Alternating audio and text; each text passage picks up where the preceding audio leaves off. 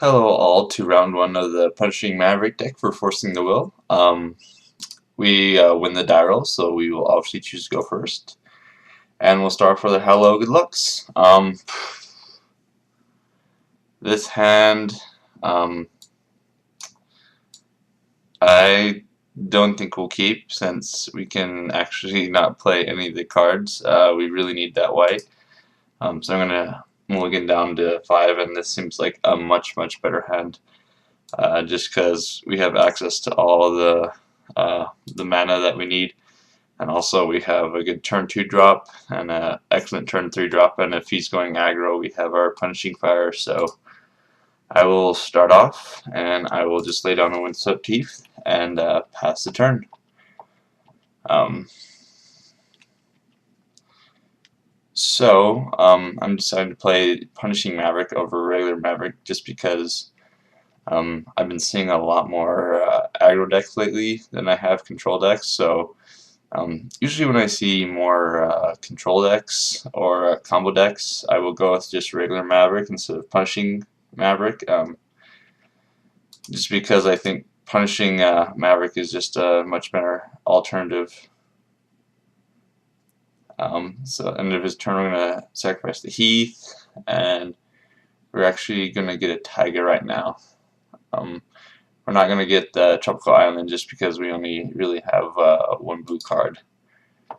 And chances of us drawing it right now are not that great. So I'm going to lay down a Savannah here and try to play a Teague.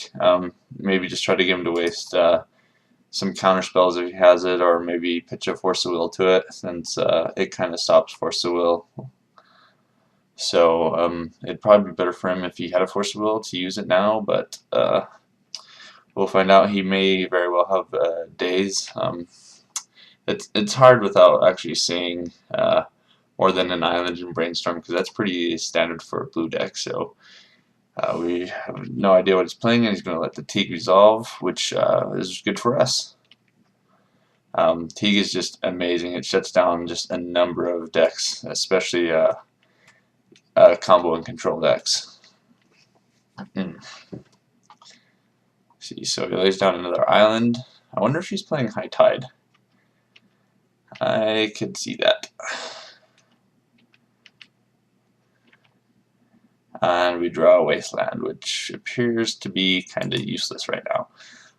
So anyway, I'm going to lay down a Forest and try to attack with our Gaddock Teague.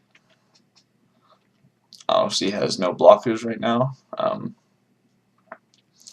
if he did play Creature of Flash, we have Punishing Fire, which would probably be able to take care of anything he could play for 2 mana on blue. And we're going to try to lay down our Knight of the Reliquary here. Since he didn't play Daze last turn, I feel a little more confident, but he has more mana now, so he could have spells like Counterspell. Yep, and that's exactly what he has. So draw out the Counterspell, and we lose our Knight of the Reliquary. So 1 for 1, not a terrible trade, but I would have preferred to have our Knight on the board. Counterbalance. Me no likey. So probably gonna hopefully he doesn't draw a Pithing Needle. Greenstone Zenith is useless for us because of our Teague right now. This is the one instant where that actually hurts us. So what I'm going to do here is lay down our Noble Hierarch, or at least attempt to. Let's see if the counterbalance prevents us from doing that. Oh, and so we know he has a counterbalance on the top of his library, and I will make note of that. Yeah, so playing Noble Hierarch here first, just so we can use its Exalted ability to get an extra point of damage in when we attack with our Teague. We're just going to try to do as much damage as we possibly can right now.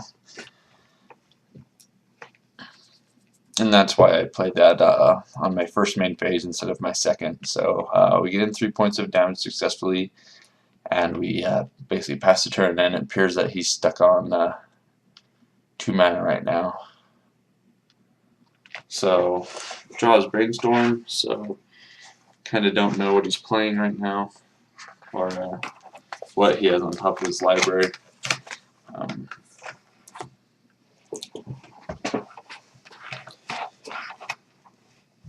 It'd probably be best for him to put maybe a 1 mana cost spell, because this deck is really has a lot of 1 drops, but it also has a lot of 2 and 3 drops as well. So I don't know, it's kind of tough for him.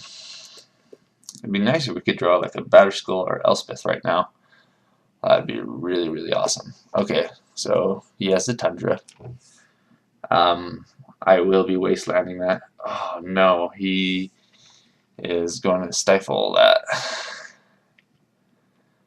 Yeah, that's kind of bad news for us. We do not like Dreadnoughts on the board. Yep, that's exactly what he's going to do, stifle. So countertop, stifle not. Good to know. So Knight would have been a great card to have here, because we would be able to get our Maze of Ith. I'm going to attempt to lay down Jitte here. I have no idea what he has on top. Hopefully he didn't put Counterbalance back on top, because it's going to get countered.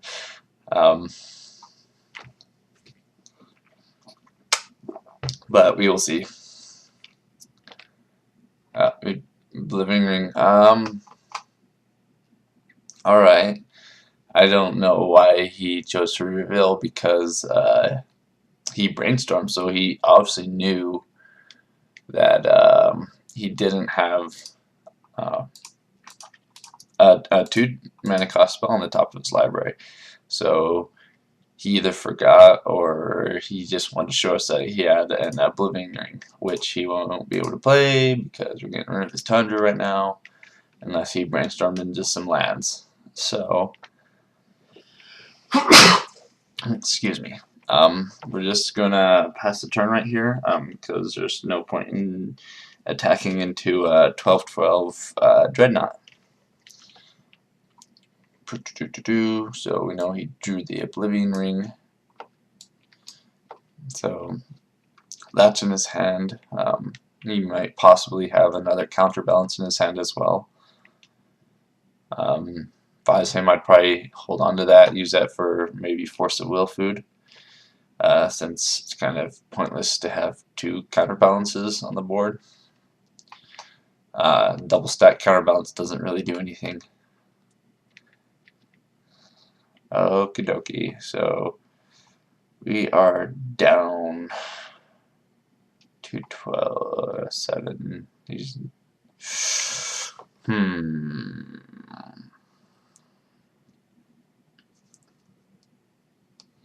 Yeah, I'm trying to just think here what we could possibly do.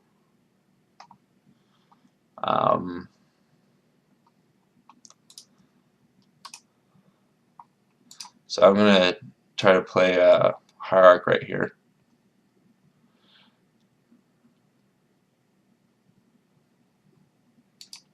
Yeah, we're dead. Actually thinking about it right now, we can only prevent 4 damage total, and we would have actually needed to block with our Teague last turn in order to activate the Jitte before he attacked. Actually, let's see if I gain 4 life, put them up to 11, and I bought 2 of that. Okay, we will be able to live at least 1 turn. So we'll get in for 4 damage right here. And we know he has Snapcaster coming next turn. So I will not play Punishing Fire this turn. That'd be really stupid. So we'll see if he plays a mage. If not, we'll just shoot it down with the fire. and hopefully we can draw our Maze of Ith. Or even a Pride Mage. A solid Pride Mage will do just as fine, just as well for us. Oh, and there's the Jittek counter. There's nothing we can do there. So the game,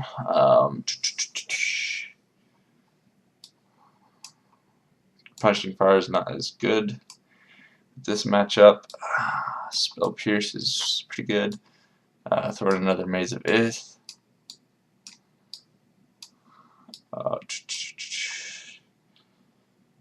Throw in a Sylvan Library.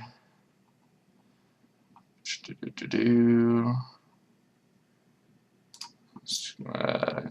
through the cards here. War Monk, actually fairly decent. Mother Ruins doesn't do well.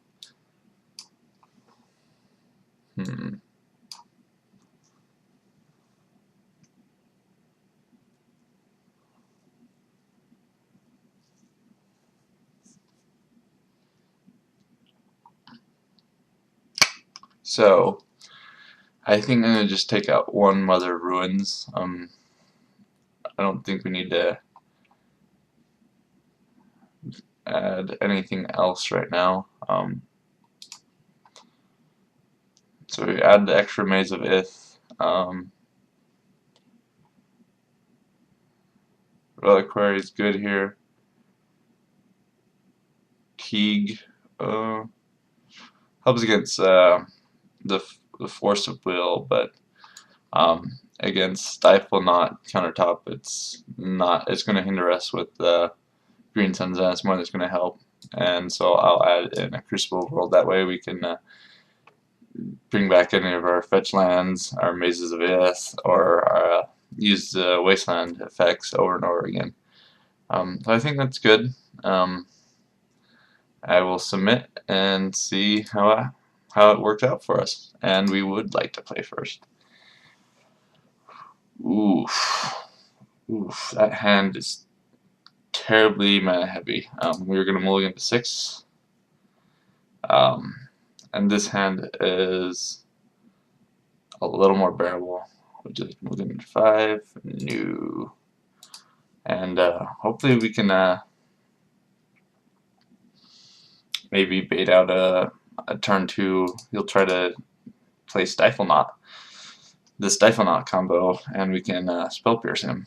So I'm actually going to get a Savannah right here, and hopefully he does not Force of Will or a Noble Hierarch, because we will be needing that blue mana source to play our Spell Pierce, and it looks like he resolves. So I was figuring he let it resolve because it seems like Hierarch's not his top priority when it comes to countering spells.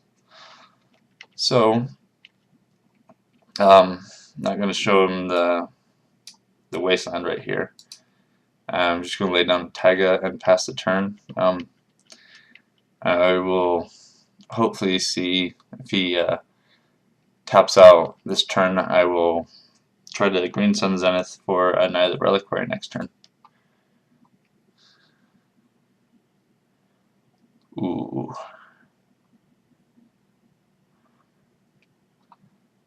I do not like that. That is something I feel is Spell Pierce worthy. So he's either going to waste a counter here,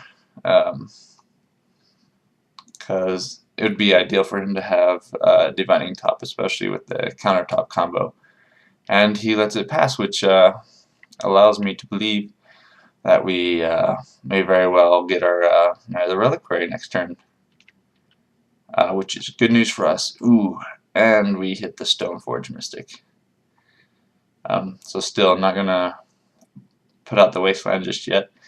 I want him to think that we don't have it, so if he pops his Misty Rainforest, he may still go get a non-basic land. And we're going to try to play the Green Sun here. Hopefully he doesn't have a daze or spell pierce of his own. Ooh. And it gets off. And we will get our Knight of the Reliquary. And things are shaping up to be pretty good for us at this point. Because this knight will pretty much allow us to take control and do what we need to do, and that's exactly what he does. He gets 2 non-basic lands. Oh, the swords. That's rough. That is not what I wanted. But nothing I can do about that.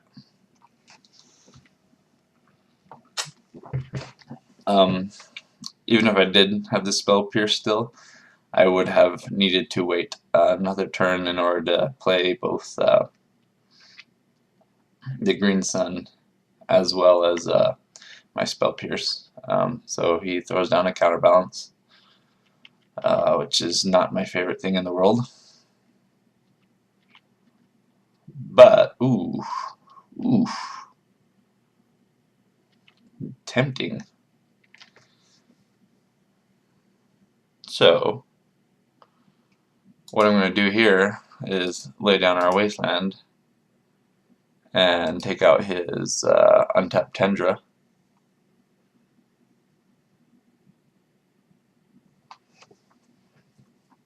Or at least try to anyway. He may very well have Stifle in his hand. He's floating a white mana. Or, yep, he's floating white mana. Which leads me to believe that he probably has a Swords. So, oh, Enlightened Tutor. Can't talk right now. Yeah, and I'm a little bit under the weather if you guys can't tell by my voice, so that explains why I sound like this. So probably gonna go fetch a Divining Top, I would assume. That would be my my bet. But if that's the case, he may not actually have Swords of the Plowshare. So I'm just going to pause here for a moment while he figures what he wants to tutor up. Oh, he's actually getting an Ancient Den. That's interesting. So that probably means he may be mana starved right now. So this may or may not be a good play, actually. So hopefully he doesn't have the swords in his hand, because we might be running out of Knight of the Reliquary here pretty soon if he keeps swordsing them.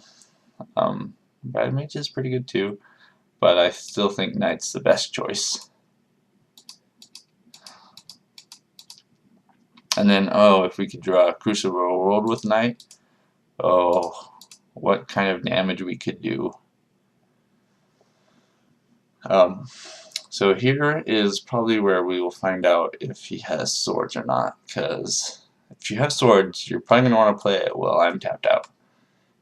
So obviously it throws down the Ancient Den, so we don't need to worry about that anymore.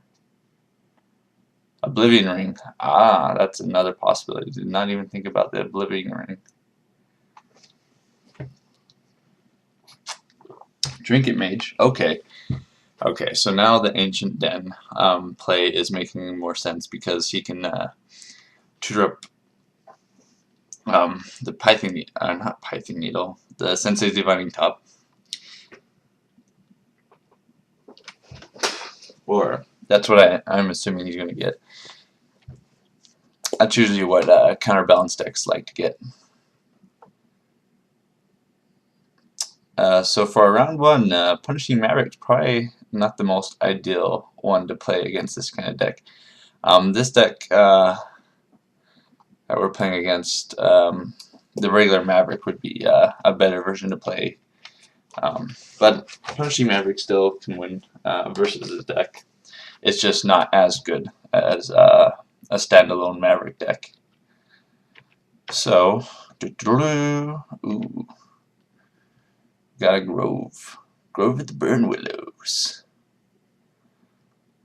So, I'm going to tap for a white mana here, and a color from a grove since no need for him to gain life, and we're going to try to get our Mystic down.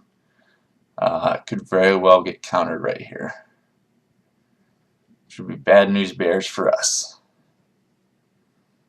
But, okay, so he has a Swords of the Plowshare on top of his library. Ugh. Me no likey that. But we would love to play that ability.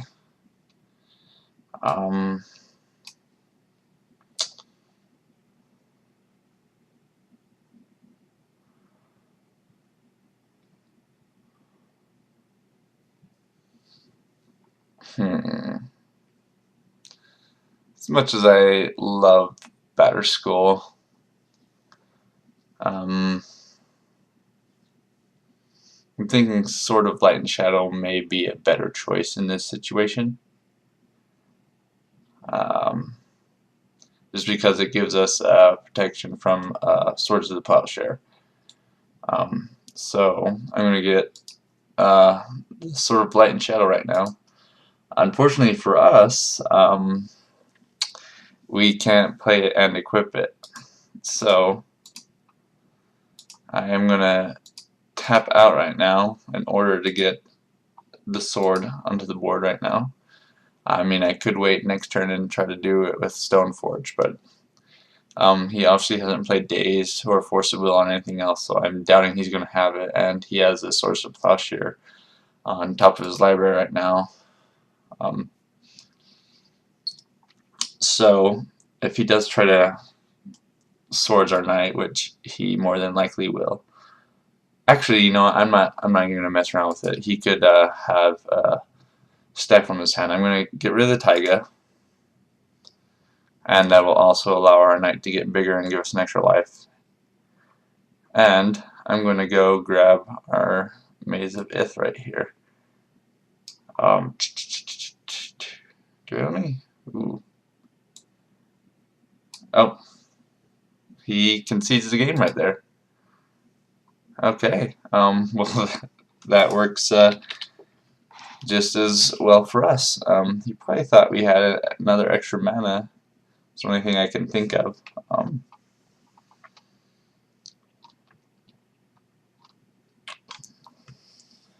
So that's actually really dang good against his deck. I didn't even think about that.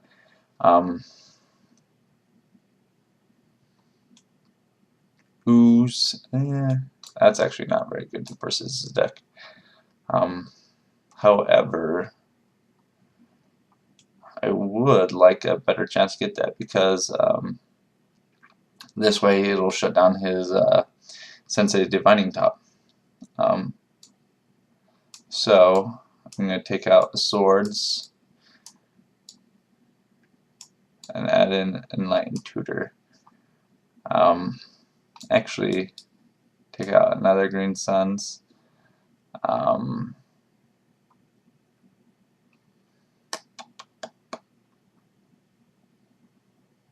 It's 2 swords. And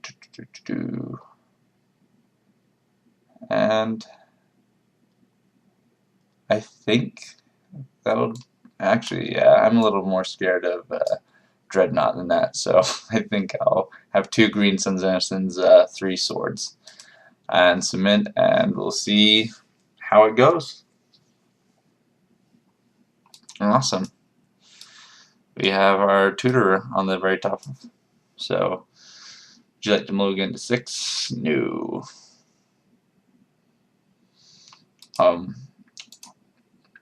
Although we do have to remember that Stony Silence will affect our artifacts as well.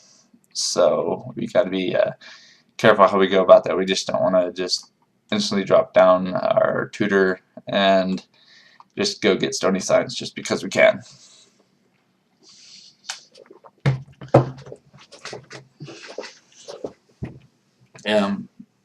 It may be better for us to just go get like Sylvan Library with this. That way we have our own sort of library manipulation. Ooh, its hand is just getting better. So I'm actually going to lead with the Tropical Island right here, just because we don't need any too specific mana right now until we get to at least turn 3. But I want to have Spell Pierce mana open, just in case he tries to play anything this turn, which he doesn't. So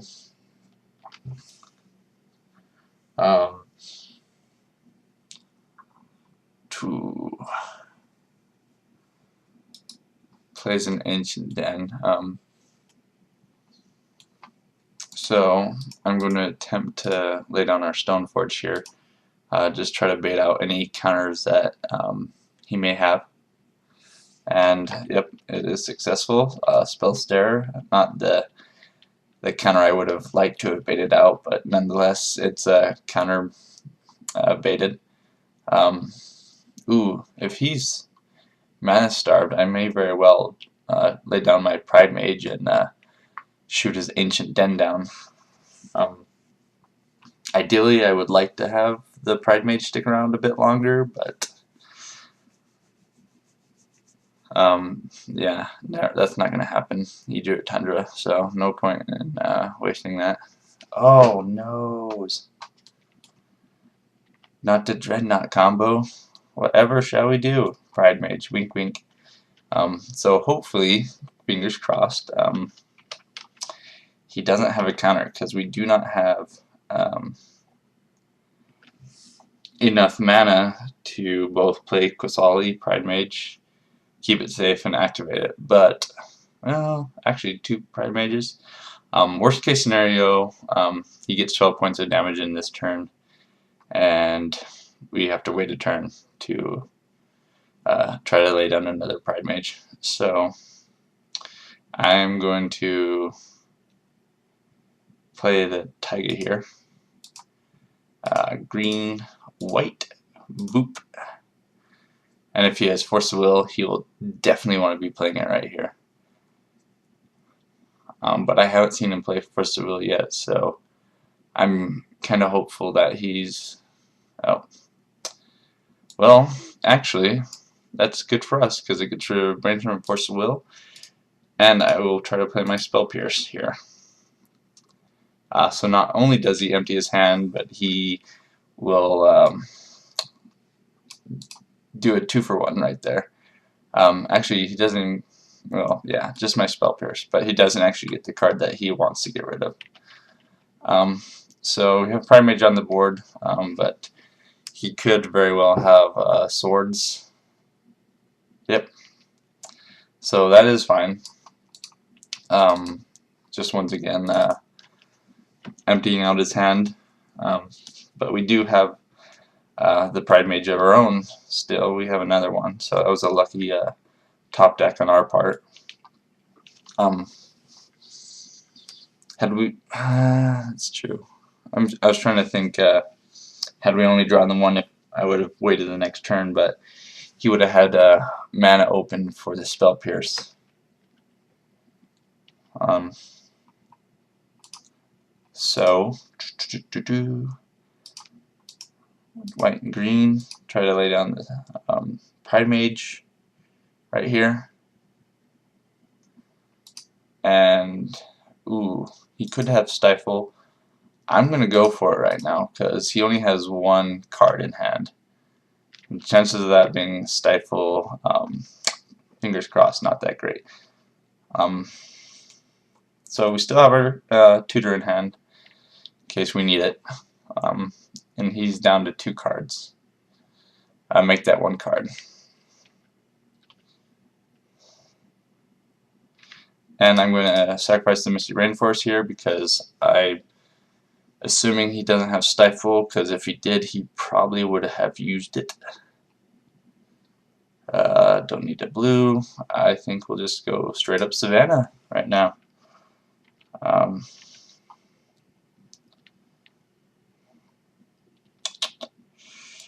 going to attempt to play our Knight of the Reliquary. again, he may have swords. It resolves, so I'm going to go get our noble. I'm going to lay down our noble hierarch. Again, I'm going to try to save our enlightened tutor for in case we need it later on. I don't want to just use it when we have other cards that we can still play. And he uses the Swords of the Plowshare, which is just fine. Another option is I can tutor up our Sword of Light and Shadow. That's actually pretty good, especially versus his deck. But ooh, what do we have here? Or do I play the Batterskull and just bait out another swords? I think I'm just going to try to lay down just the Batterskull right here. I mean, we could play it safer and try to play the Stoneforge Mystic and try to, well, not only would we get another artifact, but we could use its ability to put Batterskull into play safely. But chances are, if he had sword, he'd probably use it on the Mystic as well. So next turn, let's see. Yeah, if I draw a land, I might get Sword of Light and Shadow with Enlightened Tutor. No, because that puts it on top of the library. So Stoneforge Mystic will be the play.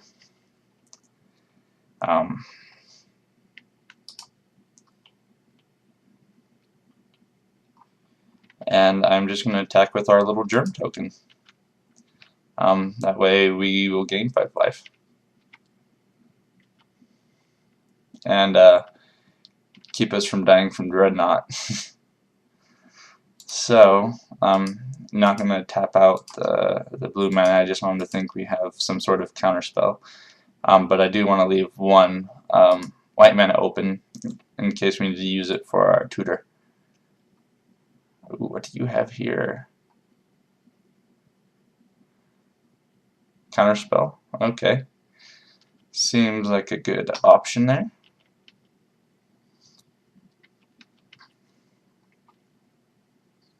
But he doesn't have a countertop, so I'm not terribly worried about having to get our Stony Silence at the moment. So I'm going to attempt to play Enlightened Tutor here and go get Sword of Light and Shadow.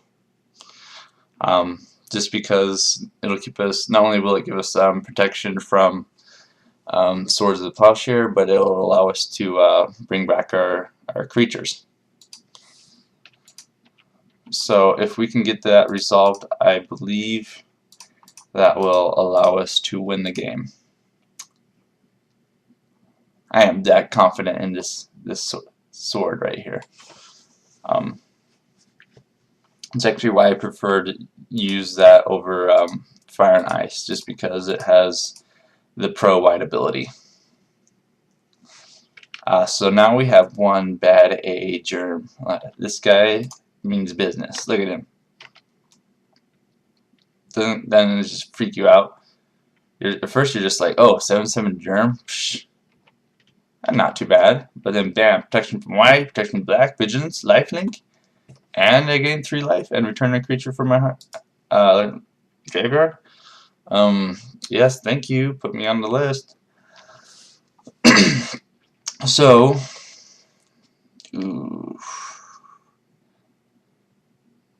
actually gonna get a stone. Actually, no, we don't need to go overkill. Let's just get the Pride Mage just to be safe.